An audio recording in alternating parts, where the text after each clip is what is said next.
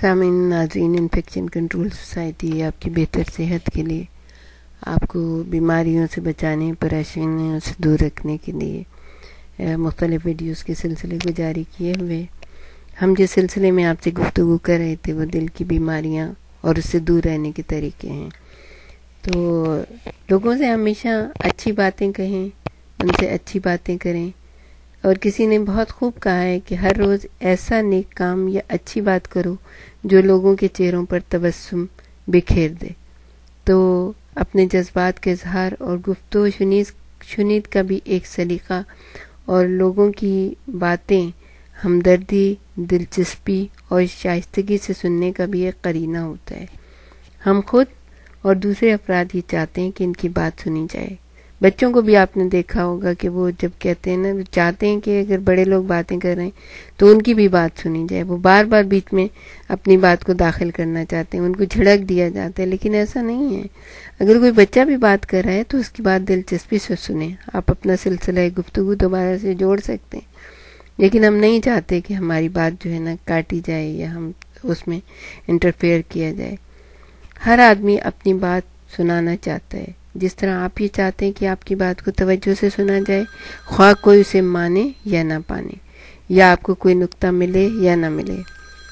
بات سننے یا سنانے کا یہ مطلب ہرگز نہیں ہے کہ دوسرا آدمی آپ سے ہر بات میں متفق ہو جائے یا آپ کسی کی ہر بات مان لیں۔ اگر دو آدمی ہر بات پر متفق ہوتے رہیں تو ان میں سے ایک غیر ضروری ہے۔ اگر دونوں ہر بات پر اختلاف کرتے رہیں تو دونوں غیر ضروری ہیں۔ واضح اور آزادانہ باہمی گفتگو سے خواہ دوسرا آدمی متفق بھی نہ ہو، یہ اطمینان ہو جاتا ہے کہ معافی الضمیر ادا ہو گیا۔ ہم اکثر اوقات دوسروں پر یہ الزام تھوپ دیتے ہیں کہ وہ ہماری بات نہیں سنتے۔ اگر وہ توجہ دیں تو معاملات آسان ہو جائیں۔ دراصل سلیقہ گفتگو یعنی جو بات جس طرح ہم ادا کرتے ہیں وہ ہمیں قریب یا دور لے جا سکتا ہے۔ تعلقات میں اخلاق، رواداری، نرم خوئی، دلجوئی، خلوص سے قربت، نشاط اور شادمانی اور صحت کی کیفیت پیدا ہو سکتی ہے۔ اور ہم نے جیسے کہ آپ کو بتایا کہ یہ تمام چیزیں صرف زبانی نہیں ہیں، صرف کتابوں میں لکھی ہوئی نہیں ہیں، بلکہ یہ آپ کی صحت کے لیے بہت اچھی ہیں، ہماری صحت کے لیے بہت اچھی ہیں۔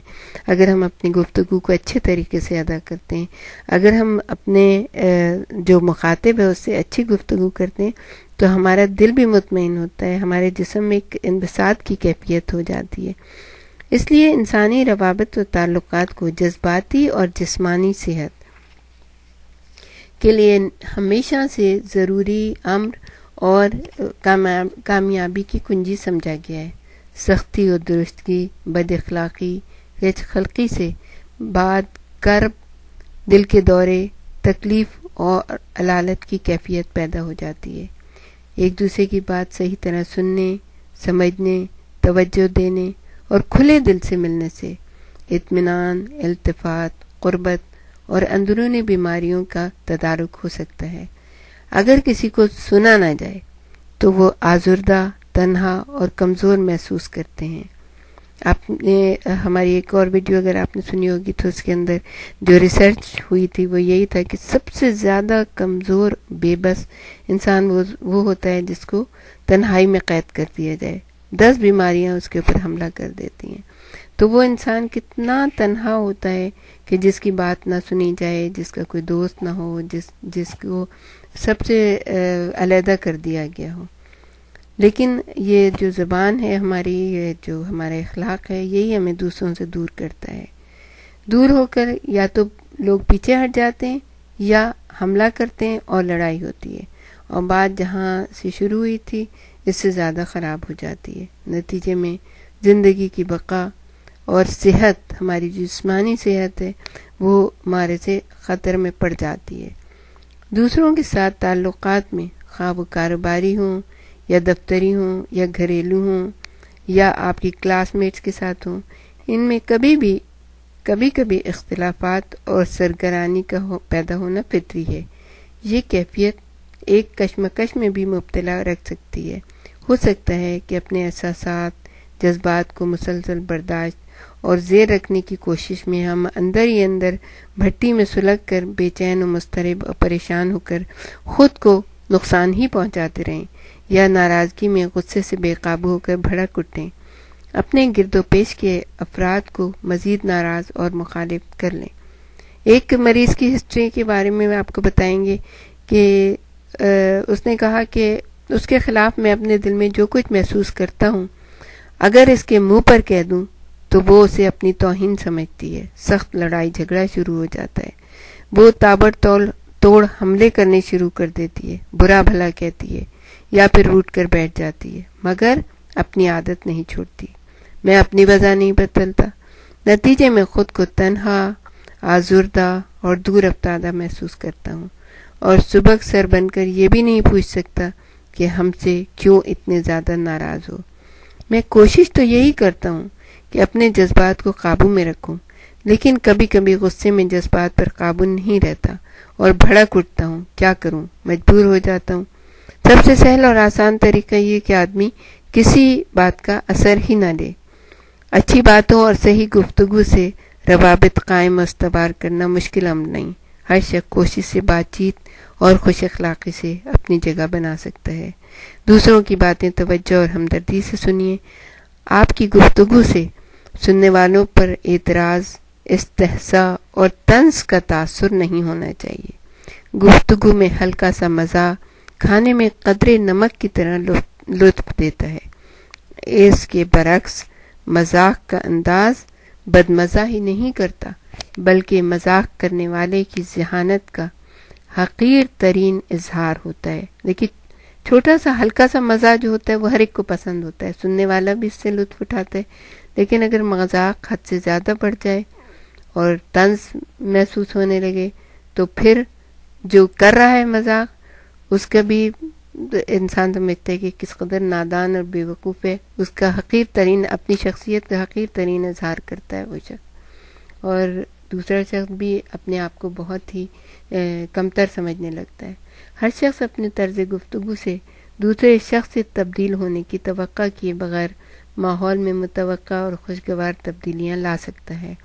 دوسروں کا رویہ تبدیل کیا جا سکتا ہے، یعنی ہم اپنے طرز عمل اور طرز گفتگو سے کسی شخص کا اچھا یا برا پہلو نمایاں کر سکتے ہیں۔ گو بعض افراد میں اضافہ عمر کے باوجود سلیقے اور شائستگی سے گفتگو کی صلاحیت پیدا نہیں ہوتی۔ کسی شاعر نے بہت خوب کہا ہے کہ 40 سال کی عمر کے باوجود بھی ان کا مزاج بچوں ہی کی طرح سے ہے۔ گفتگو میں ہمیں اپنے احساسات کا اظہار کرنا چاہیے، مثلا میں خوش ہوں، اچھا ہوں، باغ ہو رہا ہوں، یا محبت کرتی ہوں، پریشان ہوں، ناراض ہوں، بیمار ہوں، خوش نہیں ہوں، خوفزدہ ہوں، اداس ہوں، رشک کر رہی ہوں، بیزار ہوں، ضرورت مند ہوں۔ یہ سب احساسات کے ذیل میں آتے ہیں۔ احساسات عام ہیں اور ہر شخص ان کیفیتوں سے گزرتا ہے۔ کوئی شدت میں فرق ہو سکتا ہے۔ اس کے برعکس خیالات دراصل فیصلے ہیں۔ تم غلط ہو، تمہیں یہ نہیں کرنا چاہیے تھا، تم گم گردہ راہ ہو، تم پھر بھول گئے ہو، تمہیں دوسرے کپڑے پہننے چاہیے۔ ان کا اثر طنز، تنقید اور اعتراض کی طرح سے ہوتا ہے۔ اگر ہم کسی سے کہیں تم احمق ہو یا میں ناراض ہوں تو دونوں کا اثر مختلف ہوتا ہے۔ پہلی بات فیصلہ ہے کہ تم تو احمق ہو، اور دوسری بات جو ہے احساس ہے، میں ناراض ہوں۔ احساسات کا اثر عموماً اچھا ہوتا ہے۔ خیالات اور فیصلوں کا نامناسب احساسات کے اظہار سے قربت اور خلوص پیدا ہوتے ہیں، جبکہ خیالات سے بودھ اور بیزاری ہوتی ہے۔ احساسات میں ہم اپنا دل کھول کر رکھ دیتے ہیں۔ احساسات اور خیالات میں جو باریک سا فرق ہے اسے اکثر لوگ نہیں سمجھتے۔ اس کی شناخت مختلف اور مشکل ہوتی ہے۔ یہ بات دلچسپ ہے کہ گفتگو کرنے میں میں کا استعمال اثر آفرین اور پسندیدہ ہے، اور یہ احساس ہے تم سے خیال یا فیصلے کا اظہار ہوتا ہے جسے تنقید اور اعتراض سے سمجھا جاتا ہے۔ احساسات کے اظہار کا تعلق یعنی کہ آج کل سے ہے۔ احساسات میں آدمی زمانہ حال میں رہتا ہے۔ خیالات کبھی پرانے ہوتے ہیں اور کبھی نئے ہوتے ہیں، جن میں آدمی یا تو ماضی میں رہتا ہے یا مستقبل میں۔ ماضی کی غلط کاریوں، مستقبل کے اندیشوں کا ذکر بنسبت آج کے ذکر کے زیادہ ٹھیس پہنچاتا ہے۔ مثلا تم نے کل یہ غلطی کی تھی، تم کبھی وقت پہ دفتر نہیں پہنچو گے۔ یہ خیال بلکہ فیصلہ ہے اور اپنے اثر کے لحاظ سے سخت اور ترش ہے۔ آج کے متعلق گفتگو بغیر ماضی اور مستقبل کے حوالے کی گو مشکل ہو سکتی ہے، مگر جب بات حال تک محدود رہتی ہے تو بات کرنے والے کو اپنی پسند سے کام کرنے کی آزادی مل جاتی ہے۔ مثلا میں یہ کر رہی ہوں یا یہ کر رہا ہوں، تمہاری مصروفیت کیا ہے؟ سہل انداز گفتگو ہے۔ خیالات اور فیصلے دماغ سے نکلتے ہیں، جس سے دماغ میں یکجائی تو ہو سکتی ہے مگر دل دور ہو جاتے ہیں۔ احساسات دل سے نکلتے ہیں جن سے دل جڑتے ہیں، اور جب دل جڑتے ہیں تو دل کی کوئی بیماری قریب نہیں آنے پاتی ہے۔ کوشش کیجیے اپنے احساسات کو دوسروں سے شیئر کرنے کی کوشش کیجیے، دوسروں کے اوپر اپنے فیصلے مسلط نہیں کیجیے۔ اگر دل کو صحیح رکھنا ہے تو اپنے خیالات میں تبدیلیاں لانی پڑیں گی۔